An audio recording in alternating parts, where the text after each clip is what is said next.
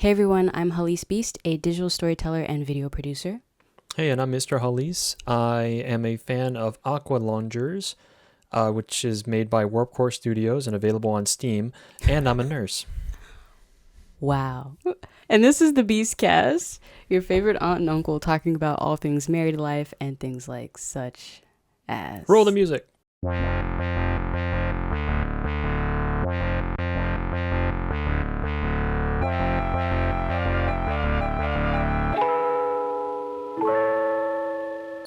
So, Mr. Hallease mentioned Aqualungers. That is our friend Diego's video game that he came out with. He built the whole thing from scratch, and we're just like we're fans of just him. So, and it's a fun game. It's legitimately a good game. If you follow this channel, then you have seen Diego before. Anyway, we can't.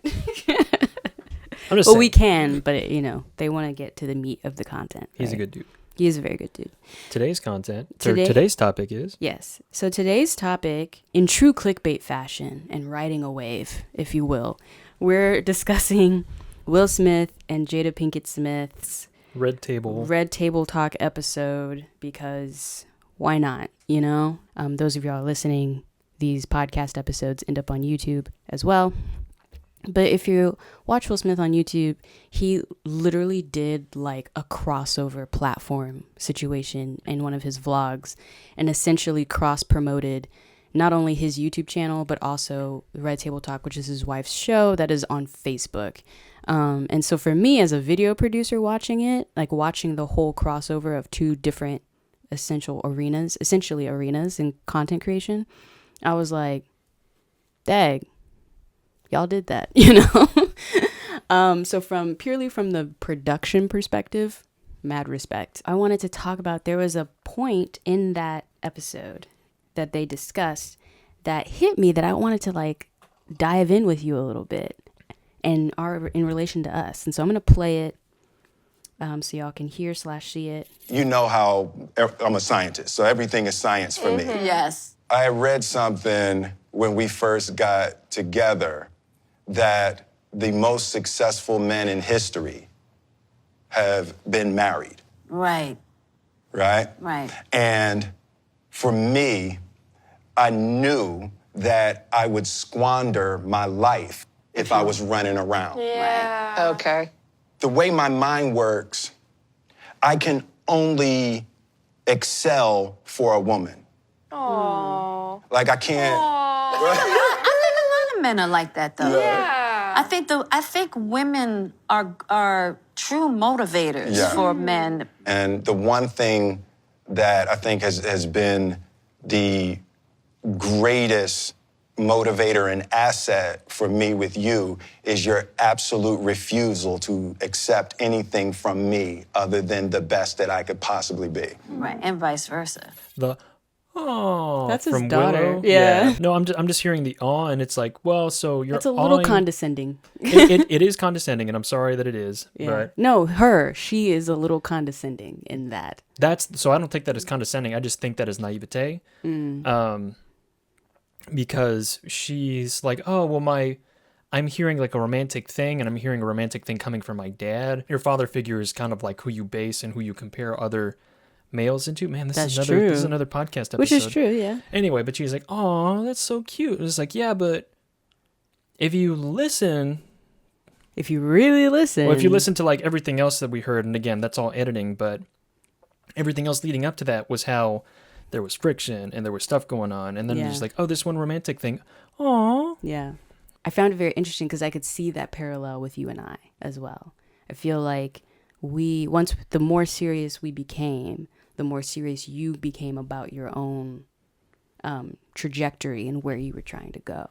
You mind if I take first crack at this? No, because the other thing I don't want to reduce the reason why you've had the trajectory of a career you've had is because you got married. I don't want to reduce it to that either.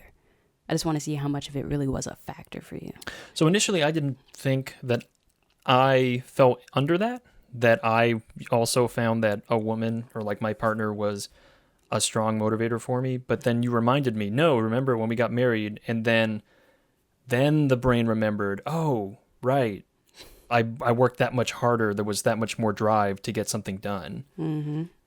So there's intrinsic and extrinsic factors into why that's true, for me at least. So intrinsically, within the marriage itself, just between the two partners, your life decisions affect two people now. So regardless of how much communication you have between you and your spouse, you are always going to feel that there's kind of this unspoken like expectation that, you know, again, it's not just my life, it's our life. Yeah. And so it's not just my income, it's our income. And so regardless of whether they're saying, oh, well, we don't have enough money, or, you know, it'd be nice if we had this or that, and like beyond materialistic stuff, you just feel like, am I doing enough for our unit? Excuse me. And at the time when we first got married, the answer was obviously no.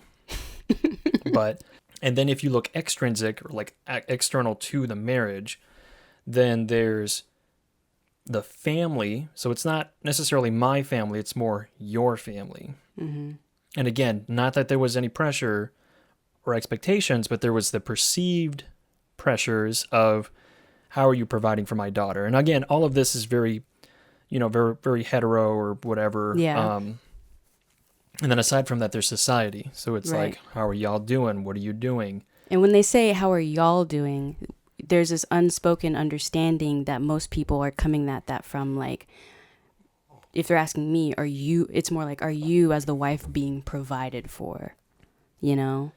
That's then, like the perception, the projection that's onto you. From the male perspective, it's how are you providing for your family or unit or whatever. Right. And again, we talked about this last night at dinner, talking about the perils of maleness. You know, it's like, oh, it must be so hard being a man. Just having the burden of carrying around male genitalia. It's just like, it wears on you. Having all of that privilege. I know. But there is something, which is why feminism is important, because then it becomes, it's not about, oh, well, just women need to be on top. No, it's about pulling away some of that pressure and strain that is not necessary. Right. It's not necessary for you to feel this way as a man, what you need to provide to me as your wife, if anything at all, you know. Equality, part of that is like, it will trickle up, it'll help you. But really, like, aside from, you know, there's like internal and external factors, it's really like being in a marriage holds up a mirror to your life. If someone holds up a mirror to you in a marriage and you do not see it, shouldn't be like, oh, I see my flaws. It should be like, oh, I see the ways that I should be improving. Yeah. But yeah, so it's not like me feeling like I need to be the pinnacle. I need to be like the fulcrum, the thing that like holds everything up, right? But it's, am I contributing as much as I could? No. Do I have the drive to do better? Yes. Do I have the means of doing better? Yes. I have the mental faculties and I have the education and the ability to get student loans or whatever. But like, I have the means. I know which resources to tap into to achieve this. Okay. Do I have the drive to achieve it? Yes. Then do it. Hey. Hi. Hi. It's good to meet you. It's good to meet you. Thank you for checking in on this Beastcast video cast. If you don't know already, you can support this Beastcast in a few ways. The first being, let the ads play. Let them play out. We know they're ridiculous sometimes. Very ridiculous. We know there's a lot of propaganda out there. Yes. You know, there's some ridiculous stuff being pushed onto you. Yeah. But if the spirit moves you, it does help. Let them play out. Yeah, it helps a lot. Another thing you can do is like this video. That helps as well. The other thing you can do is support the channel on Patreon, so that way we can continue to push out these Beastcasts weekly. Every little bit helps. There's no minimum to what you can give, but you can set a monthly max. So, you know, let it work within your budget. Amen. And then finally, the other thing, if the spirit moves you, leave a comment below, good or bad, because criticism is how you grow. You know, I always want things to get better. I don't want people to just blindly like everything. Right. You know, if you have a critique, comments below, please leave it. But again, keep it constructive. Constructive criticism. Right. If you're going to talk about like racist things, or you're going to do whatever. People going to do what they're going to do. We will see it. People going to do what they won't do. Well, yeah, sure. You can't. People going to do what they won't do. Just reaching out into the ether. Yeah. Be positive about it. Yeah. If you're going to do something. All we right. appreciate it. Okay, cool. The complete opposite is going to happen. Cool. Okay. Yeah. Back to the Beast Cast. Woo. For me in my career, marriage was not the catalyst for me to push myself. I always I'd been already doing it. You know, Well, and you had too, because you had already achieved quite a bit considering where you had come from and what you had, you know, like considering your circumstance. Well, dang, I keep hitting this. So, I mean, I had graduated from my college. Yeah, you went to Notre. You should say that. You went to Notre Dame. That's a big deal considering you're from a border city, a border town. Grew up in a more or less middle class.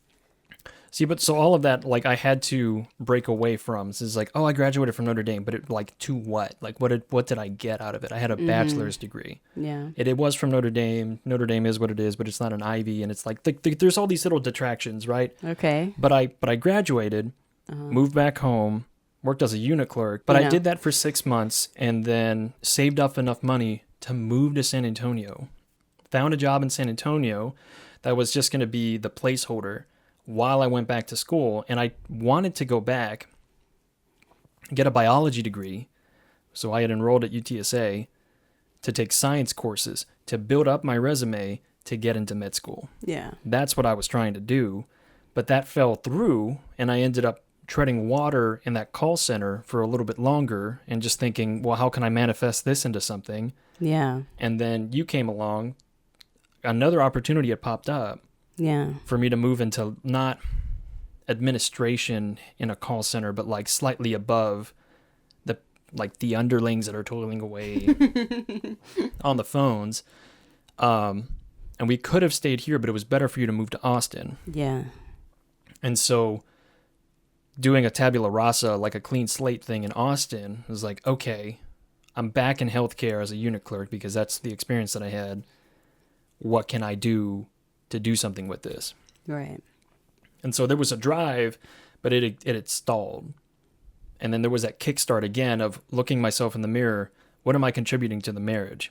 My wife is trying to be successful with stuff. Is this all I can be? No. So again, it's just like that self-reflection. So would you say that money is the big motivator for you then? Enabling us to have a level of comfort. Yeah. That's what it was. Okay. To me.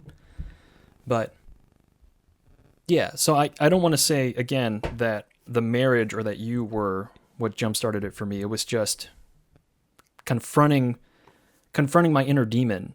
Yeah. Confronting my issues of saying, like, I know that you're not happy with where you're at. Yeah. And I know you wanted to do better. You've wanted to do better for 2 years now. Yeah. So then do something about it.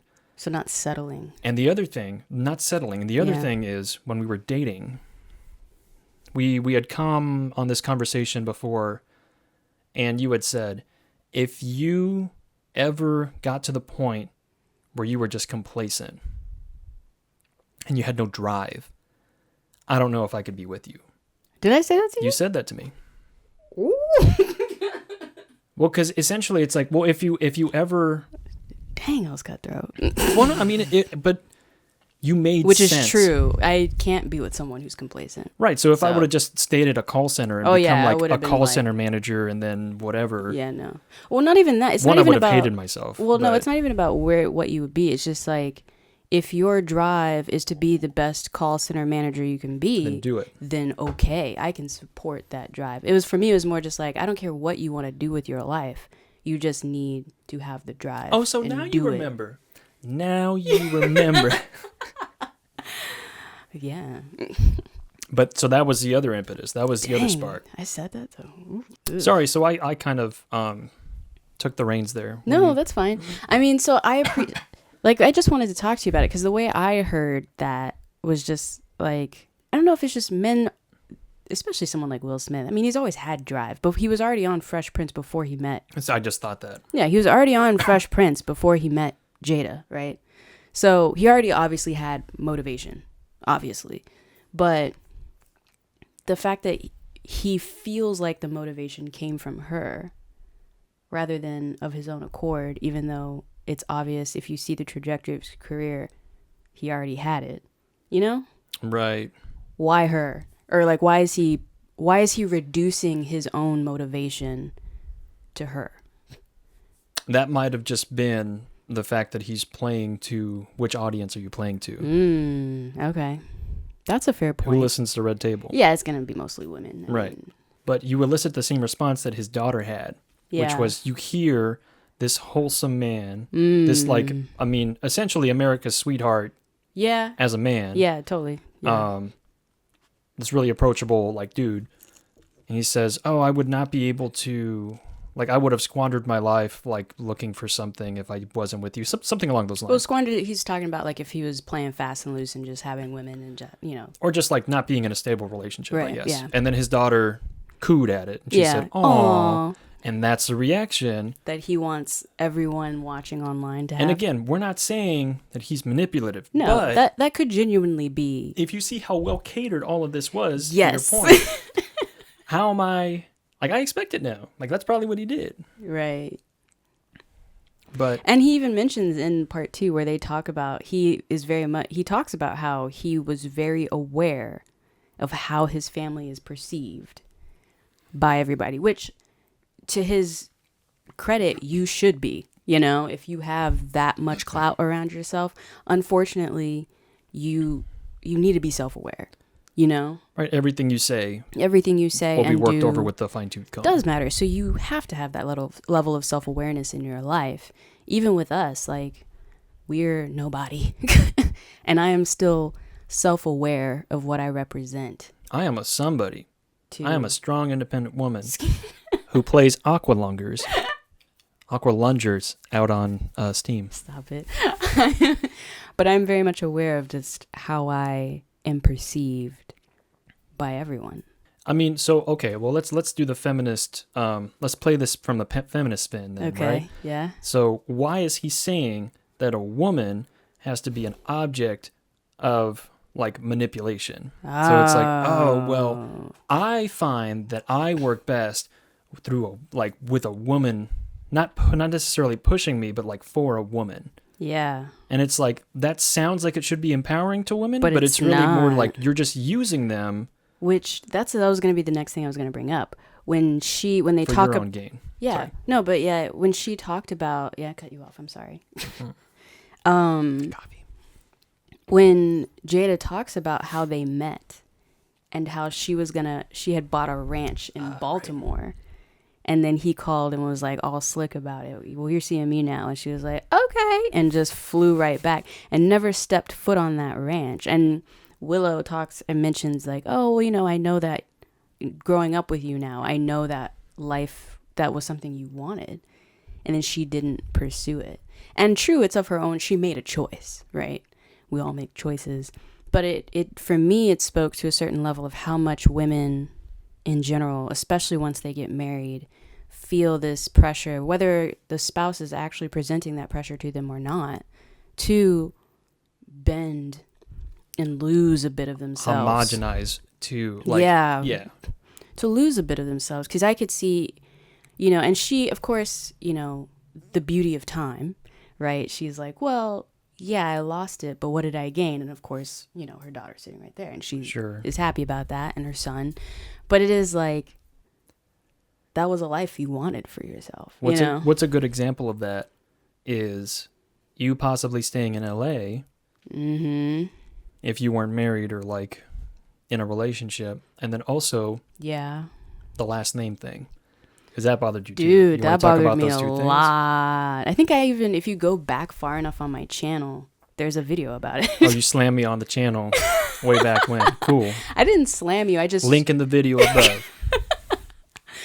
Yeah. So, yeah, when I was in my undergraduate at UT, the whole entire reason I went to UT was for their film school. And the whole reason I went to that specific film school was because they offered a domestic study abroad program where you could fly to LA and spend a semester in LA interning, learning the business and all that. And the idea being that, like, ideally you do that as one of your last semesters and you just stay out there and you've spearheaded yourself to start a career. This is the University of Texas, not the University of Tennessee. Sorry. The UT. Sorry, the University of Texas at Austin. Right, the proper one. And then to start a flame war with Tennessee. Stop it. So yeah, I had been studying to do this UTLA program for a while, and then I met you, and I remember that was a point of I remember that was a point of contention for us for a bit, was that I remember I let you know from the jump, like, I'm still going to LA. Right. I'm not changing that just because I met you. Even though I love you very much and I want this relationship to work, I know I will resent you if I don't go and try, you know? And you were not okay you got over it leading up to me going, because it was like, I'm going. So, but. And I don't necessarily know. It wasn't you leaving. Right. That bothered me. It was the prospect or the idea that you would not come back. Yeah. Like, you would go there and either you would, like, fall in love with the city, fall in love with the culture, or like find a really good job, and then like you would not come back. And so then it got in my head, and it's like, oh well, I don't need to stay here anyway. Yeah. Like, I'll just move over there if need be. Right. Yeah. But that also led me to proposing, which I still contend was not a trap. Like, it was not me ensnaring you. I still say that I was just showing you my commitment. I was just showing you my commitment in that it's like, I am serious enough in this relationship that there is something for you here. Mm-hmm. Like, regardless of whether you're coming back to San Antonio, like, I am committed to you. So if you're going to stay in LA, I will go to LA and find a job. Okay. Like that. And I believe that's what I had told you on the phone. Right. At some point. It was. So fast forward, I went out to LA already engaged. And so that definitely painted a color of how I saw LA. And you know, whether LA had worked out or not, what I ended up coming back from that was, I do not regret going out there. You know, I do not regret doing that for myself, because it was a vision I'd had for myself before you. Right. And it was something I had worked so hard for to build towards myself. And for me, it was tying it back to Will and Jada, like knowing that Jada never even got to experience that life for herself. And it was something that she obviously actively wanted to pursue, where it's like, you stopped acting, you made the money you wanted to make, stopped acting, and set yourself up to have the life you wanted, and you didn't even get the opportunity to do that of your own choice, but still you missed it. You know what I mean? Right. So she could have just said, sure, we'll make it work. But you're coming to me. You're coming to me, or we're going to do some distance situations, something, you know? But they were both very young in the relationship. So were we, though. Well, yeah, but you do stupid things. Well, yeah. Well, I'm not saying what she did was stupid, but you do. I'm sure she might have done things differently. Yeah. Had it been Jada as she is now, as opposed to Jada back when it happened. Totally. So that was a bit that was a stint that we went through, of one of us having motivation and like dedication to an idea, regardless of the other person that we wanted to pursue. And then also, yeah, when we finally did get married, I definitely had like an internal conflict with myself on the name change. Mm-hmm. Because I think a lot of it was because I had defined myself. I didn't realize how much I was, like, just with the name change, how much you're forsaking your family. Well, how much your identity is tied. Yeah, to your name, you know. Because you had brought up, well, would you change your name? Yeah. And I was protective of it, You were too. like, no. And I remember telling you, like, what a part of the patriarchy, right? Idiot. Past you. Also, and I remember Yeah, and I remember breaking it down to you. Well, like, yeah, I mean, because I was like, you see yourself as a Narvaez, right? It's like, I am a Clemens, though. That's not leaving me just because I'm married to you. I'm still who I am. I don't want to forsake my family. Right. So would you... So, okay, so what was the compromise that you did? So the compromise, well, it wasn't necessarily a compromise. It was just something my mother told me to do because of the way Social Security works, which is very frustrating. So my full name is technically, my last name is technically Clemens Narvaez. No hyphen, but there's a space. But that wasn't a compromise. That was a technicality. Oh, but, and so I'm sure that, I know that your opinion of it is still the same. Would you do the same thing if you could do it over again? Hindsight, now, yes. But you would still do it. I would still do it only because What? I'm gonna explain why though. Because from an artist perspective, Hallease Narvaez sounds better than Hallease Clemens. That's it. That's the only reason. If y'all are furrowing your brow at home, I'm doing the same thing. I'm not gonna lie to you. Artistically, like as an artist, so many artists change their names, right? But I mean, if y'all want a justification that Mr. Hallease is a monster, I mean, I guess this episode is that. And we were going to put that out for prosperity, or Yeah. what do you call it? Is that prosperity? But so here's another reason why that's though. Sorry. No, but here's another reason why if I could go back, I wouldn't change. Posterity.